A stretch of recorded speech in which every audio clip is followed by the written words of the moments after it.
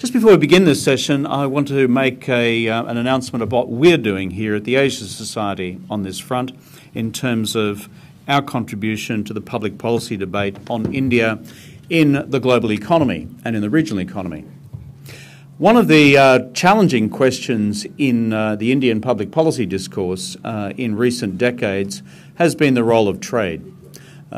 Trade, and free trade in particular, have often been seen as toxic elements in the public policy debate within India.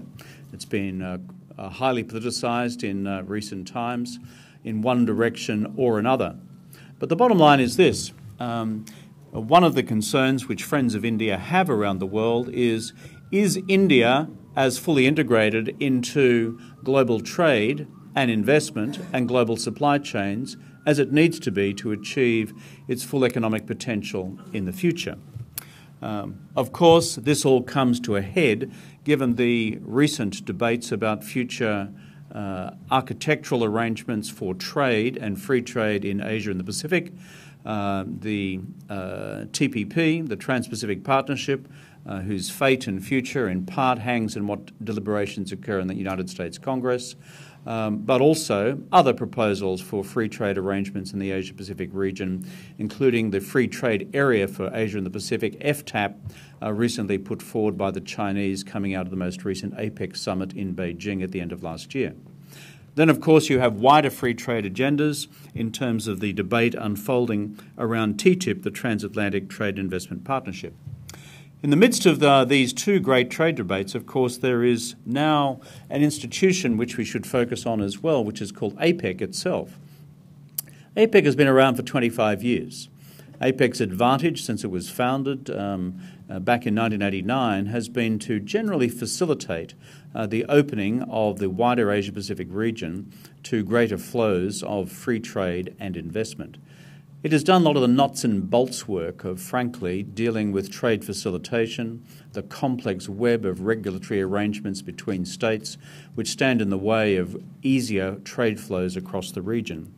And after 25 years, if you look across APEC member states, it's actually performed a very large function in creating a culture of free trade liberalisation across the wider region. It hasn't of itself abolished all forms of protectionism, but has been a stepping stone in the direction of freer trade. Those of us who have been members of APEC, and I've certainly experienced that myself as Prime Minister of Australia and working with other heads of government in the APEC region, have, however, noticed one large omission, and that omission is India. In the 25 years of APEC's existence, India has not been a member. But now an opportunity arises because for a long period of time, APEC's future membership had in fact been frozen. Now, the freezing of future members to APEC has been unfrozen by the existing members of that institution. And India therefore looms large as a potential inclusion into this body, Asia-Pacific Economic Cooperation. We here at the Asia Society Policy Institute believe this is an important measure for the future. Why? A number of reasons. Looking at it from the perspective of the Pan-Asia-Pacific economy as a whole, not to have India as part of the APEC family makes no sense, ultimately, for the rest of the Asia-Pacific region.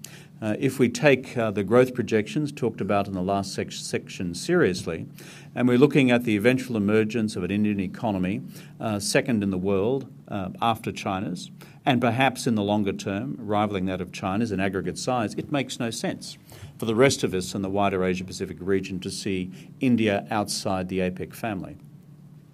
I'd also hazard a suggestion to our friends in Delhi that APEC membership would be good for India as well. And by this I mean simply to ensure that we take all the measures necessary to integrate India fully into the global supply chain as it unfolds across the economies of the Asia-Pacific region. Mention was made before in our discussion on investment of what's going to happen with manufacturing jobs in India and the Make India or Made in India movement or proposal which is put forward by Prime Minister Modi and the need to create 100 million jobs in manufacturing in India. One way in which that is ensured is if India is fully integrated into the global supply chains of the rest of Asia. Informally, within the APEC family, that's already occurring between Japan, and China, and now China, as its wage rates go up to the rest of Southeast Asia and other parts of South Asia and beyond. India should be the beneficiary of this as well in our argument. I also think it is good for the overall strategic stability of wider Asia-Pacific region if we have also India as part of the APEC family. So the arguments I would put as President of ASPI is that it is good for the wider region, good for the regional economy, good for regional stability, but also good for India for this threshold to be crossed and for India to become part of the APEC family. The final point I'd make is none of this is easy. Politics in Delhi are complex. Politics in a city not far to our south from here called Washington, D.C. are complex on this question as well. But if I could hazard a view from many other members of the APEC family, we would actually welcome India into this institution.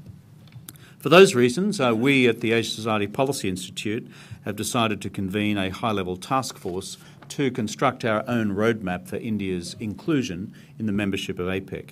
I will chair this task force, but it will be co-chaired by Ajay Banga, President and CEO of MasterCard here in New York, a good friend of the Asia Society, and a person who speaks with some authority in terms of Indian business in this country, but also in India itself.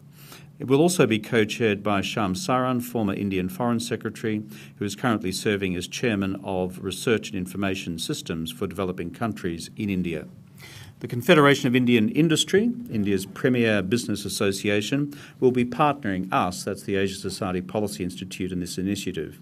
And it will bring India's industry views to the task force and help us to engage the Indian government as well. We will be formally launching the work of this initiative in the coming weeks. We will then be adding other members from the business community and elsewhere, not just in India and the United States, but from across the wider APEC family as well. To conclude, we see this as a useful initiative for the future. What is taken up in terms of the government in Delhi and the other governments of the APEC region will be a matter for them. But we're in the business of providing, I hope, the best case possible for India's inclusion in the APEC family and to do our bit to, shall I say, nudge it along in the political processes in capitals as well. And I look forward to the day when we can consider India as a full member of what has been an enormously successful institution in bringing the economies of the Asia-Pacific region together. I commend the initiative to you.